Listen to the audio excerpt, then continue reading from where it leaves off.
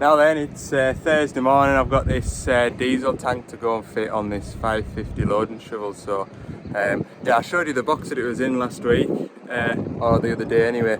I'll show you what I've been up to this morning. So obviously it was delivered in that crate there, and the diesel tank will be to lift up from underneath, and with it having that that horizontal diagonal piece on there, to lift it up square would be pretty hard work. So anyway, I've been ratcheting the scrap skip. I found this old frame which would be used for transporting sit and ride lawnmowers, and I've fashioned it into a diesel fitting tool. So I'm going to load this into the back of the parts man's van, and I'll put that frame in the back of my van for dropping the diesel tank out, and then hopefully my parts man will turn up once the old tank's off. We'll do a switcheroo and get everything fitted back onto the loading shovel. So yeah, I think that's going to be half an hour well spent, look.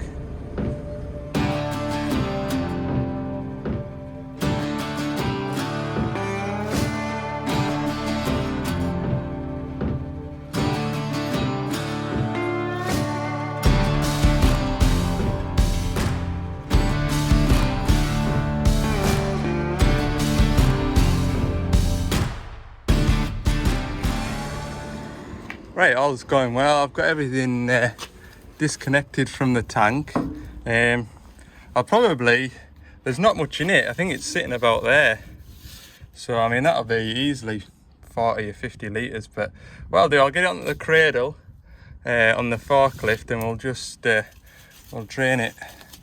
Either drain it into the new tank, because I'll have to take that bung out, put it into the new tank, so that won't be the end of the world, and then fit it up, or I'll drain it into a couple of drums that they've got. But everything's disconnected. There's not an awful lot. There's a couple of cheeky P-clips that are holding some pipe work into position sort of down in there. They were a bit hard work to get at, but no, everything's disconnected now. So yeah, I've just got to take the big bolts out and job should be right.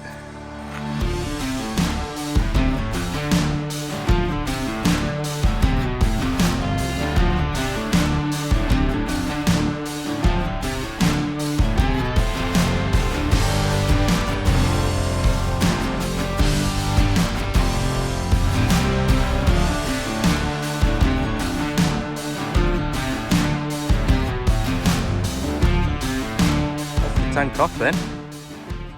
God, didn't take an awful lot. The only thing I didn't account for when I made that frame was the height of the headstock on this Manitou. Obviously I was never going to know, so when the frame was right up against the back of the forks there, that headstock would hit the counterweight on the machine before it kind of got anywhere close. But no, that's that. And nice big hole in here.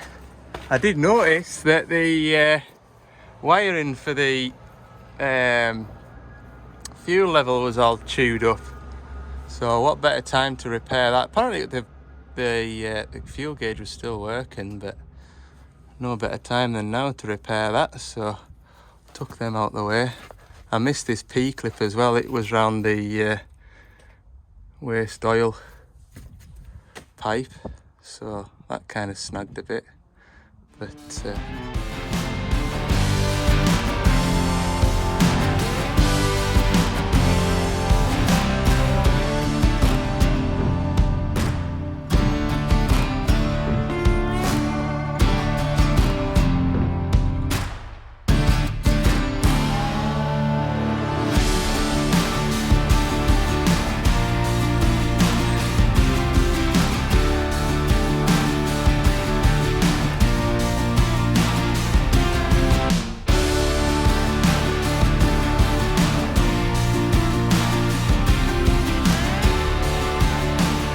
it kind of roughly cleaned off. Got all the bolts out. Everything's just ready to kind of transfer over on the new one now. Everything's either just finger tight or sort of ready to go. But yeah, this is the fault here, look.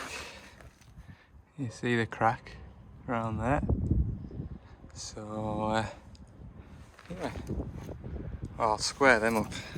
That's a shim, so it sits level. I'll just give that a square up now. It's just after 2:30 now. New tank on. That frame was worth every minute in the workshop this morning. Just went straight up, got me pry bar in, wobbled it about, got the bolts lined up. Dead easy, dead easy. So that's it all done. I put a splash of diesel in it. We'll just go and give it a fire up once I've gathered all my tools. So yeah, pretty warm here as well. There's like right in a dip here, surrounded by walls. It's bloody warm, I tell you. Can't complain though. Could be worse. Could be raining. That would have been pretty miserable, I think, if we had the rain as well. Right, I'll have a tidy up and a bit square up and see where we're at then. It's 3:30 and yeah, he's just away filling up his loading shovel now with diesel. It's the first time in 2 or 3 months he's been able to put a full tank in it, so bet he's not that pleased, to be fair. Anyway, yeah, I'm going to head back up the road now, 3:30, so it'll be, yeah, knocking on for 5:30 when I get back up. And yeah, tomorrow that track adjuster job, that's been knocked on the head now. On closer inspection, he says the grease was coming out the grease valve where you pump it into the track adjuster, so he's phoned us earlier and he said he was away to get one from Carlisle, so that's one less job to do. But now I've got DX10 to go and see now if fuel gauge not working, so I'll go and see that first thing in the morning. Yeah, I'll have a weigh up whether it's the sensor in the tank or the gauge itself and order the appropriate items, and then yeah, at this rate I'll have a good sort of 2/3 of the day to put this camera kit in the van, so I'll probably do that. But hey, there's time yet for the phone to ring, so we'll just see. But no, all's well. There he goes, look. What an animal that thing is, honestly. Morning, it's Friday finally, and just at this DX10 the fuel gauge won't work, so I'm going to take a quick look over it. The fuel gauge is full of condensation, so I suspect it's the gauge, but I'm just going to pull this panel off here. Pull that panel off and have a look at the sender unit, just make sure that's working as it should be, and check the wiring up to the gauge just to make sure, and yeah, we'll go from there. So right, so I've checked my resistance through the float. So you've basically got an earth and a 5-volt live in, and as you lift the float up, that voltage changes, which then changes the dial, or it should change the dial. Anyway, I've got me live and earth there. Live's coming in at 5 volts at the bottom, and as you raise it up, the voltage is changing. The earth's absolutely fine as well, and the float isn't stuck. Then in the back of the gauge here, I've got this wire here. When you turn the lights on, that illuminates it, so that's working. I've then got 12 volts here, the earth, and the blue wire here. So I've got continuity through the blue and the black wire, so everything's working there. So as expected, the gauge is faulty, so I'll come back and replace that at some point early next week, probably, by the time I put the order in. I don't think we'll have one on the shelf. But yeah, it's always worth double checking, because you know, you might see water in there. Yeah, there shouldn't be water in there, and ordering the gauge wouldn't be the end of the world because you get rid of the water. You might come back with less time than you've got today, and you might think, oh, it'll only be a 10-minute job, replace that gauge, and then plug it in and it's still not working, and you chase wire and you find there's a broken wire or something silly. So at least when I come back to this next week, I know that it's just going to be a 10-minute job replacing that gauge. So yeah, I'll put it back together. I suppose he can still put it out on hire over the weekend if he's busy. So I'll put it back together just now and get back to the yard and order a gauge. Right, it's just after 10:30 and yeah, I'm back at the yard. I'm gonna try and put this camera kit in this van. Can't wait for this. Right, I've got the van in a million pieces again, as you can see. So I've kind of mocked it up. So this is the box that interferes with the screen, I think. It seems to have a live and an earth, and then these two wires go into the back of the controller here, which then will put the image on the screen. So I've got a little red light on there. That's flashing. Well, it's not flashing, but it's on. So I've just sort of mocked it up. I've just sort of codged up a bit of wire here, which is permanent live at the moment, into my wiring here, and then I've got my earth here, which is on my test lamp at the moment. So it's sort of working, but it isn't, and I don't know whether I've got a dodgy camera. But if I put this blue wire here, which brings the camera on, if I hold that there, you'll be able to. It's proper dodgy, that. So yeah, it's sort of working. That's the normal screen, and then say I was to put it into reverse, I get a camera image, but it's not a very good camera image. So yeah, I've been on the trusty YouTube trying to YouTube it, but I've not had any luck. So I phoned them, and they're going to give us a phone back. They've got nobody on site, but it is lunchtime. Is it? Aye, I'll let them off. 5 to 12, so maybe there's a technical guy on his lunch break or something. So it's a bit of a pain in the backside. I've tried everything to the best of my knowledge. These wires here go to your camera, and it doesn't seem to make a difference whether that's plugged in or not. I mean, that says camera rear view, camera front view, but it doesn't seem to matter. I don't know. That one there, if I leave it like that, I don't think it. No, I just get a black screen. So I don't think that's a video wire. So yeah, I'm a bit baffled at the minute. I'm a bit baffled. What does that do now?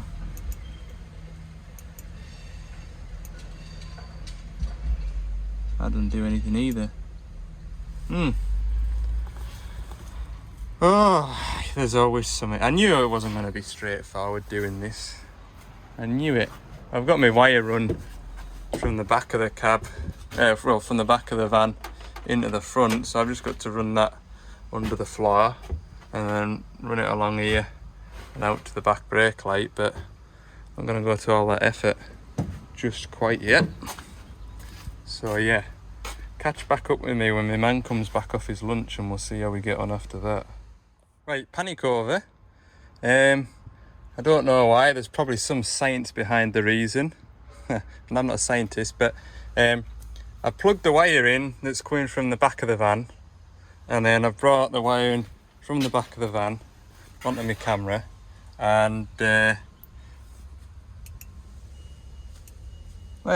there's the roof of the van. That's me. That's wicked. Camera quality, I'd give it maybe 5 out of 10. It's alright, it's a bit grainy, but as long as that stops me from driving into objects and bending back doors, then job will be right. Okay, so it looks as though I need I need to find the reverse, don't I? Yeah, I need to find a reverse. So when I put it into reverse, it does that. Either that, I could just put it on a switch. Try to think, would I want it on a switch? next to where my beacon switches are.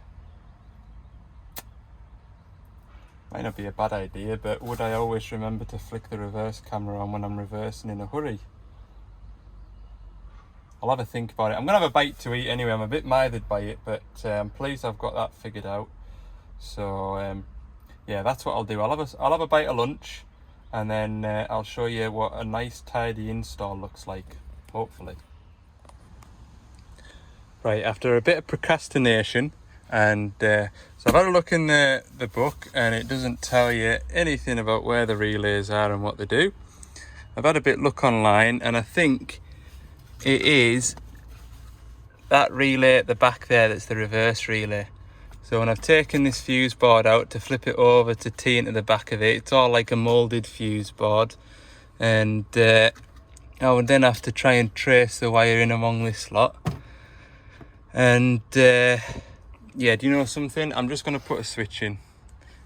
So what I'll do is I'll run a 12 volt feed from my phone charger over there, and I'll run it into the switch panel that I put in there, and then I'll flick the switch on, which will turn the white one live, and that'll bring the camera onto the screen.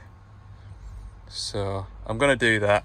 I could, if I really wanted to, have it on reverse. I could tee into the reverse light at the back of the van and run it through to the front and onto there, but I mean, I'd have to run more wiring down there, I'd have to run more wiring through there, and it's just a bit of a faff. So I'll just put it on a switch, keep it simple. Progress update. So I've refitted all the dash and everything. I've decided getting that sort of little control box, whatever you want to call it, mounted in behind here. It was just a bit too tight. So anyway, I've got my control box mounted behind here. You'll maybe be able to see it just there. I've got it mounted there, and in here I've got my plugs. So I've got an ignition live and an earth. So that's the live and earth for the camera itself. And then in here I've got live and an earth for the control box. And then I've got my video feed here. So that's going to be tucked in behind there, nice and neat out the way. And then that white wire that I needed on a switch, I've got it mounted into here. So you turn it on, turn it off. I've just piggybacked off ignition live here for the beacon.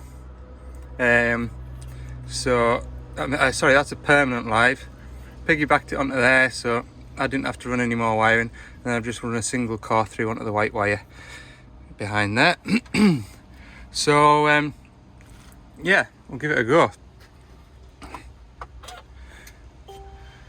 Turn the ignition on. It's telling me I need to start the engine because the battery's flat. Uh-oh. Right, I'll flick my switch. Oh, hey, there we go. See me filming you. So that's it, all done. So now all that's left to do is run that wire in down the side of the van, run this wire in from the back of the van nice and neatly through here and up into the back of there. I'm going to start putting it all back together. It's just after 2 o'clock. I think I'll start the van just to charge the battery a bit. I don't want to get everything finished and then not get away. Right, it's 5 to 5. I've nipped away to a job, and yeah, it's not looking too good at the minute, so we'll leave it at that for today. I'll catch back up with you on Monday, but thanks very much for watching, and don't forget, if you haven't already, hit the subscribe button. If you've enjoyed the video, give it a little like, and yeah, for more bits and pieces throughout the week, head over to Ali's Digger Diary over on Instagram. Have a good weekend, everyone, and thanks for watching. See you on Monday.